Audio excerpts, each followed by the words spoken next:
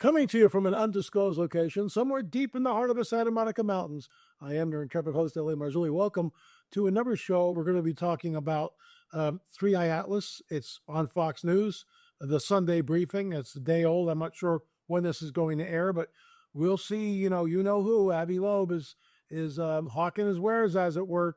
And we'll be getting into that first word from our very trusted sponsor. In a recent clinical trial this year, a woman who took 2.5 grams of collagen peptides daily for 8 weeks saw an average of 25% reduction in eye wrinkle depth, a 9% improvement in skin elasticity, and a 29% look in skin hydration, proving collagen can visibly strengthen and rejuvenate skin from within.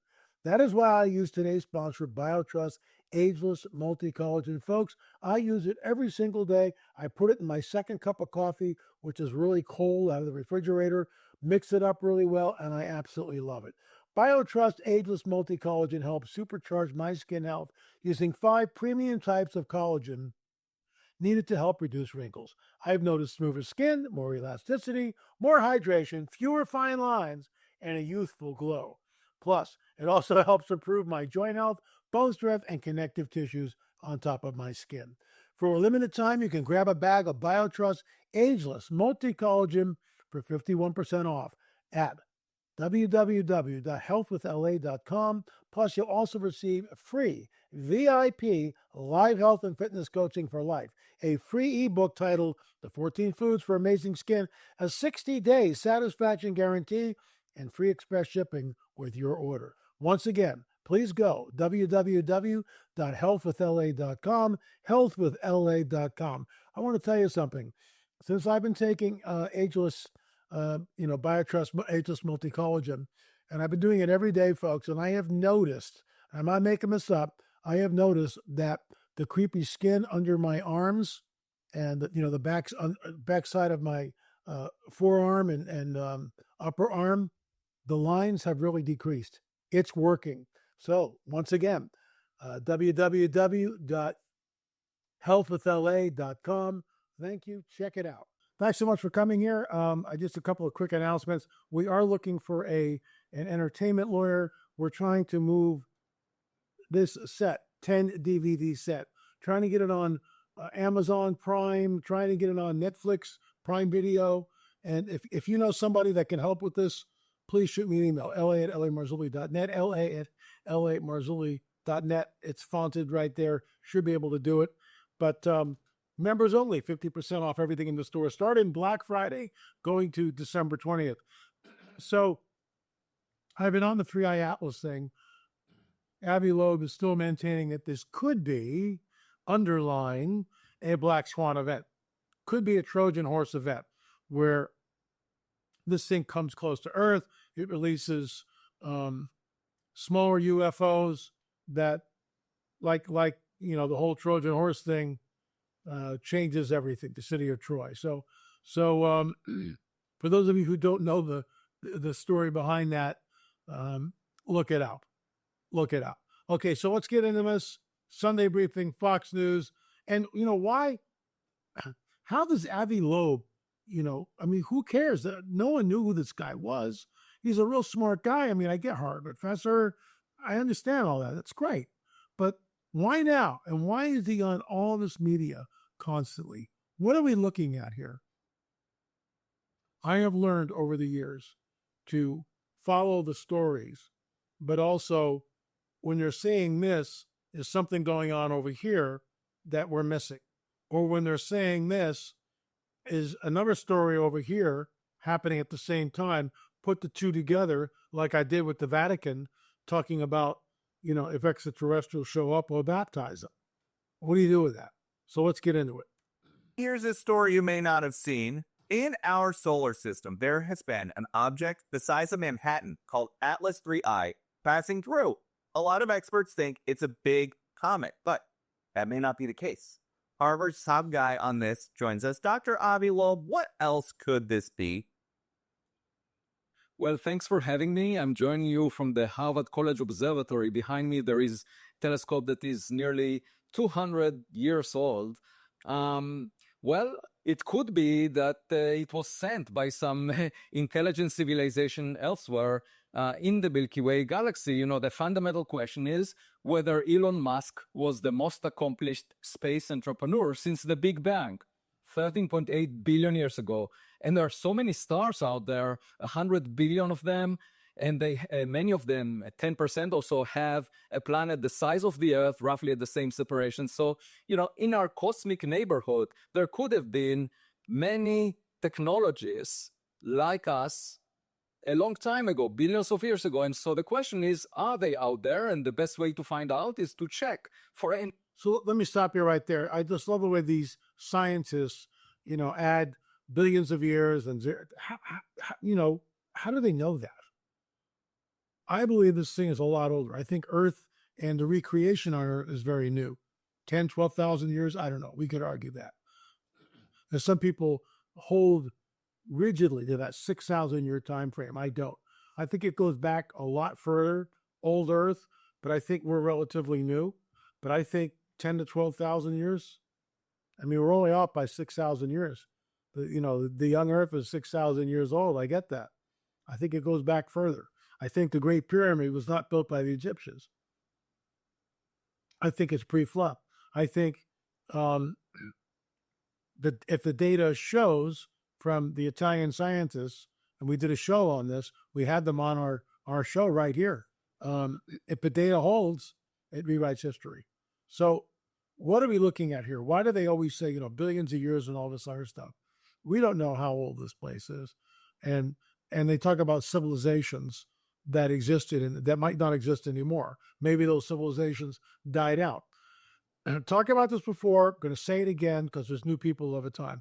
There's something called Fermi's paradox. Enrico Fermi, brilliant man, right? So at lunch, as the story goes, they're talking about life on other planets. And he basically quips and goes, well, you know, if there's life on other planets, where the heck is everybody? If the universe is teeming with life, where is everybody? True, where is everybody? Now we get UFOs, UAPs, I get that. That's why we have, shameless plug, but we have 10 DVDs on the whole UFO phenomena. Real versioning not going away. This is the coming great deception. All day long. This is it. This changes everything. But I digress, as usual. So where the heck is everybody? If the universe is teeming with life, and we don't know what this is. What if we're in some sort of a holographic universe? So we don't know. Let's continue. Spacecraft that may enter the solar system from outside. And lo and behold, there was a big object the size of Manhattan that was spotted on July 1st this year. It's moving in the plane of the planets, as if it wanted to have a reconnaissance mission towards the planet. Let me stop you right there. So I mean, that's complete conjecture. I mean, he's adding that in, and I get it. It's going very close to Mars. On the way out, it'll go by Jupiter. So Mars and Venus. I understand all that. Very, very interesting. But I mean, that's complete conjecture. I mean, if it's a comet, so you know, what are we looking at? It's a piece of rock. But this comet, so-called comet, is displaying some signs, which some people, Avi Loeb being the tip of the spear there, is saying we got to watch out for this. And once again, he's talking about a black swan event, a Trojan horse. So here we go. It just passed the sun. It had some non-gravitational acceleration, meaning that there was some force acting on it in addition to gravity. And it looks really weird. There are several anomalies that I spotted, 12 of them, that make it unusual, unlike the comets that we're familiar with. And so when you talk about these anomalies and non-gravitational movement, the argument, and you write a lot about this on your blog, is that you think it's possible this big Manhattan-sized object could have like a thruster on it. Right. We do see 7 jets coming from it. Some are directed at the sun and some are pointed away from the sun. And it's not clear what is the origin of these jets. And one possibility is that it's pockets of ice on the surface of a rock. But another is that these are thrusters and they go 1 million kilometers in all directions. And, that's quite unusual. And the good news is that we can collect a lot of data in the coming weeks. It will get closest to Earth on December 19th, about a week before the holidays. And let's just hope that it will not send any unwanted gifts to Earth. And so when you talk about unwanted, So he's, you look at his face, he's smiling. I mean, he clearly enjoys the moment. And it's sort of tongue in cheek here. But why? Now, listen to the next line, because why is he promulgating this over and over? Why is he always going back to a black swan event? Here we go. what you're basically describing is like a mothership with probes potentially. What would some other civilization want here on Earth or with us Earthlings? Well, it's hard to tell, right? Because it's a blind date of interstellar proportions. And my advice on a blind date, and by the way, I met my wife on a blind date, is that you should observe the other side before having an opinion. And all I'm asking, the foundation of science is the humility to learn. It's not the arrogance of expertise, the way that most academics brag. We should use it as an opportunity to learn of what lies beyond the solar system.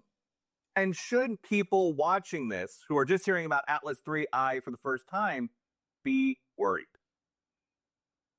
Not at this time, and I would think that based on the data we have, most likely it's a natural comet. However, there is some significant anomalies that accompany it, and as a result, it could be a black swan event. We all know about the Trojan horse story, where the residents of the city of Troy welcomed something that looked completely innocent. So in a black swan event, you better take seriously the potential risks and monitor the visitor. And that's my hope. That's what I'm advocating for. And actually, NASA is supposed to release a high-resolution image of this object when it came very close to Mars on October 3rd this year. It was within 29 million kilometers. The United States has a lot of stars on its flag. And my point is that the United States should not just be a beacon of light to all nations on Earth. It should be a beacon of light to all civilizations in the Milky Way galaxy. And so, we should explore space, lead the way for humanity to figure out what lies out there. So let me just stop here again. Explore space, see what's out there. I honestly believe, this is my takeaway, that we're being set up for something. We're being set up for disclosure. So let's walk through it. You've got Congress talking about the reality of UAPs and UFOs. You have Anna Paulina Luna stating on the record that these are interdimensional entities. My wheelhouse. Okay, my wheelhouse. Tim Alberino was just on Glenn Beck, Bully for Tim, talking about, alien disclosure, talking about the phenomena. Folks, I've been banging this drum for a long time. We've got 10 videos on it. Everything from Close Encounters of the First, Second, Third, and Fourth Kind, Crop Circles, Cattle Mutilations, The Abduction Phenomena, The Seed War, 2 films on Roswell. Our film company, thank you, Gil Zimmerman, and I are the only film company, according to Chuck Sikowski, that got a piece of metal out of the debris field on film. We show it. So, I mean, that's real investigative journalism. We're there. We're talking to people. We're talking to ranchers. We're looking at crop circles. Okay, so it's in the field. So for him to say that there's life out there, we don't know that there's life out there. Again, Fermi's paradox. If the universe is teeming with life, where the heck is everybody? What we get is this cat and mouse game. And you remember every Friday on the Ancient Alien series, they're promulgating what? Ancient astronauts. What is the Anunnaki? Right? All those who believe in the Anunnaki. There were 2 people on Nino Rodriguez's show, and we did a rebuttal on this. Nino had me on David Rodriguez's show and Nino's Corner. Check that out. Sign up for it. And in that, this one guy was saying, this has to be a ship, and the woman who was with him, this is the return of the Anunnaki. I mean, well, what if it's not? What if it's just a comet? We don't know what it is. The bottom line is we don't know what it is. So we have to wait and see. In my opinion, more than likely, but we don't know for sure, more than likely it's a comet, therefore it's a nothing burger. But why? Why is Avi Loeb warning of a black swan event. Why is Abbey Loeb, talking about, craft coming out of this thing and like a Trojan horse? Why is he even bringing that up? Why? Why is he doing that? And then you got the Vatican talking about baptizing aliens. So it's getting interesting. I have been stating this for decades, that the whole UFO phenomena, the revealing of a so-called extraterrestrial, that's the game changer. That is the game changer. Because when they show up, and they will show up, more than likely after some sort of a nuclear event, which creates the greatest climate of fear. How many times do I have to say this? I say it every time we do a show on this, because new people come here. They need to understand that a nuclear event, in my opinion, is the trigger. That's when they show up. They will tell us that they created all life on this planet, panspermia. How many neo-Darwinists believe in panspermia? All of them, for the most part. What do we do with this? We created all life on this planet. We genetically manipulated early man. We started the world's civilization, started the world's religions. Now at this critical juncture in human history, we're back to usher mankind into a golden age. There you go. Men faint from fear from what is coming upon the earth. You tell me what that means. Even the elect would be deceived, if that were possible. Who am I quoting? I'm quoting Jesus. Time for the church to wake up and understand that something is happening. Let's close this out. Based on what you're describing, this could soon be the biggest story in the world, literally the biggest story in the universe. And so, Dr. Loeb, thank you so much for being here. Depending on what these NASA pictures show, we might have to have you back soon.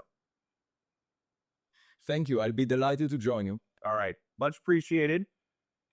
And it's going to be the biggest story in the way for humanity to figure out what lies out there. Listen. And based on what you were describing, this could soon be the biggest story in the world. Out there. And based on what you were describing, this could soon be the biggest story in the world. Literally. So this is it. And it will be. I mean, if they show up, we have to understand something. See, and this is what worries me. This is what concerns me. For the most part, the church doesn't talk about it. They don't want to lose the congregation. Excuse me, you need to talk about it. Everybody in that congregation, they've all seen Star Wars. They've all seen, like people like me grew up with, Star Trek. I mean, come on. We've been inundated with it. But now Congress is talking about it. So it's just not, L.A. Marzulli frantically waving his hands, warning of the coming great deception. And I got that from First Thessalonians, where, because they, who are they? That's us, not me and you, if you're a believer, but the world at large, because they did not believe the truth. What is the truth? That Jesus created everything. He spoke everything into existence. In the beginning was the Word, and the Word was with God. He was with God in the beginning. All things were created by him, and without him was not anything made that was made. That's it. That's it. Done. You either believe that or you believe the fallacy of Darwinism. And all we have to do is look at the complexity of the DNA molecular structure, and we go, wait a minute, this just didn't happen. Somebody created it. And that somebody, as a born-again, spirit-filled believer, is our Savior and our Lord Jesus. So we're set up for it. We're set up for it. Because they did not believe the truth. God sends them strong delusion. This is the strong delusion. Men faint for fear from what's coming upon the earth. Even the elect would be deceived if that were possible. It's coming. And, Peter Ducey there, he warned us. I'll play it again. Here it is one more time. And based on what you were describing, this could soon be the biggest story in the world. Literally the biggest story in the universe. And so, Dr. Loeb, thank you so much for being. So there you go. And he's right. Because when they show up, everything changes, and it happens very, very quickly. If the church is still here, and if you're a pastor and you're watching this, if your congregation is still here and these guys show up, mile-wide crap, and if you don't believe me, look at the predictive programming from a 2024 Super Bowl ad, hello down there. Go to YouTube. All you have to do in the search engine, in the search box, 2024 Super Bowl ad, hello down there. Watch it for yourself, predictive programming. So if they show up, like I think they're going to, right? Changes everything. And your congregation is going, if you knew, why didn't you tell us about this? Why didn't you warn us of this? This is the essence of what the Lord has raised me up to do. This is why we've got 10 films. And here, the book only has 17 rungs. We're up to rung 24. Runsofdisclosure.com, runsofdisclosure.com. There's also a sale right now on rungs. I mean, I can't do any more than that. We're here every single day. We monitor this. We keep an eye on it. And so you don't have to. And it's all from a Christian perspective. It's all from a biblical, prophetic worldview. End of story. Everything that we report here is looked at from that biblical lens. Everything. He's coming back soon because you can't fix this. Thanks so much for watching. I'll be back again tomorrow with another show. God bless you. If you think you know him, but you don't know him, then you don't know him. So how do you know him? You confess with your mouth that Jesus is Lord. That's what you do. You confess with your mouth that Jesus is Lord and believe that God raised him from the dead. And you will be saved. That's it. That's all you do. That's it. Thanks for watching. I'll be back tomorrow. God bless.